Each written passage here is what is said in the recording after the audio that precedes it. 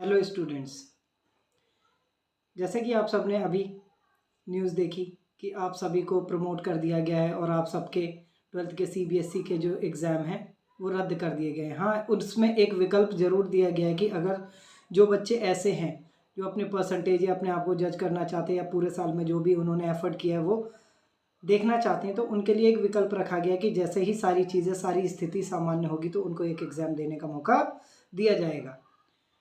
लेकिन अगर हम यहाँ पर देखें तो सरकार के ऊपर भी ये दबाव था कि ये एग्ज़ाम कैसे कराए जाएं। एग्ज़ाम कराने भी ज़रूरी थे, लेकिन जो अब उन्होंने डिसीज़न लिया, डिसीज़न के आधार पर आप सभी छात्रों को मैं बधाई देता हूँ कि आप 12वीं पास हो चुके हैं।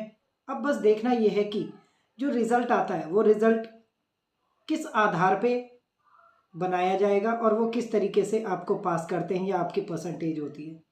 जैसे कि हमने देखा कि मई के पूरे महीने में सीबीएसई और केंद्र सरकारें, राज्य सरकारें और सभी शिक्षा मंत्री आपस में कई मत अपने अपने अनुसार बता रहे थे और उसमें सबसे महत्वपूर्ण अगर देखा जाए तो वो स्टूडेंट थे और उनका भविष्य था और उन्हीं के हित में ये डिसीज़न लेने की जिम्मेवारी उन सबके ऊपर थी।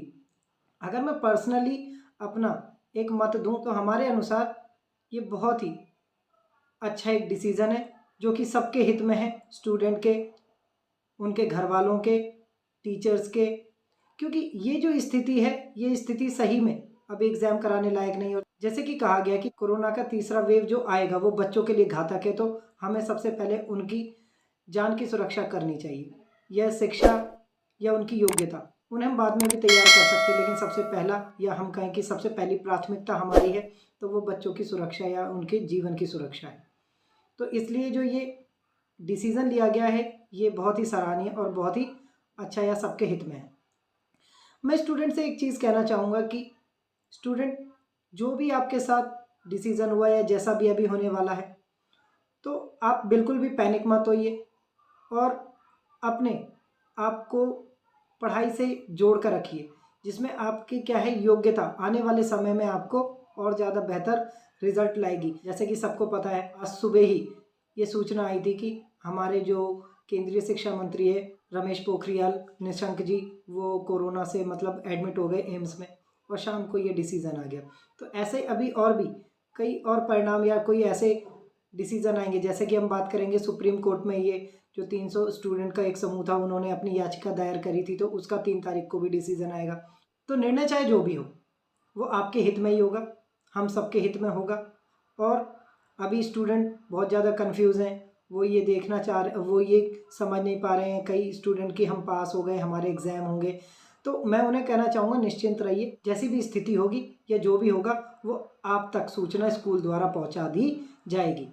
और साथ ही साथ ये सारी चीज़ें इसलिए की जा रही हैं जिससे कि आपको घर से बाहर ना निकाला जाए और आपको सुरक्षित रखा जाए। तो एक दायित्व आपका भी बनता है कि आपको घर में रह के और स्टडी करते रहना है, अपने आप को सुरक्षित करना है और सरकार की सहायता करनी है। बस इतना ही मैसेज मैं आप सबको देना चाहता हूँ कि अभी आप सब धैर्य बनाए रखिए और सारी चीज़ें आप तक पहुँचा दी जाएंगी स्कूल के द्वारा, या फिर धीरे धीरे आपके न्यूज़ चैनल भी आपके लिए ये सारी चीज़ें कर ही रहे हैं। तो आप बस फोकस रहिए। तो फिर जो जैसी भी कोई भी अपडेट आगे मिलेगी तो मैं आप सबको बताता रहूँगा। तो फिर मिलते हैं। जय हिंद।